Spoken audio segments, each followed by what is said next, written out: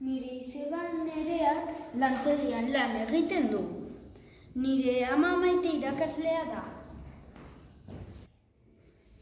Nire ama Tania Salvadorreko gobernuan lan egiten du, politikaria da. Nire ama Imelda idazkaria da. Nire izeko Txalo ingenieria da. Nire izeko Kristina gaztegilea da. Nire lehengusina unibertsitatean dago. Nire izeba informatika da. Nire amak medikamentuak egiten ditu. Nire izeko Amaia Alba Tabernan egiten du lan. Nire izeko Rozio medikua da. Eta nire ama Naiara kirofanoan egiten du lan. Nire izebaren Arreba Erkudin Mendialdea Ipiko sukaldaria da.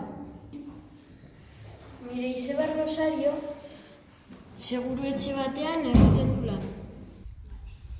Nire ama Estitxu erizain laguntxalea da. Nire amona Asten erizaina da. Eta nire izeba Arantxita Eusko Jarladitzako garbitxalea da. Nire ama Nagore erizaina da. Nire izeba Izaskun Bernedoko haurreskolan lan egiten du. Nire izeba Amaia irakaslea da. Nire amona Begoña idazkaria zen. Eta nire ama Arantxa irakaslea da. Nire amak zaharrak zaintzen ditu. Eta hiru. Gora!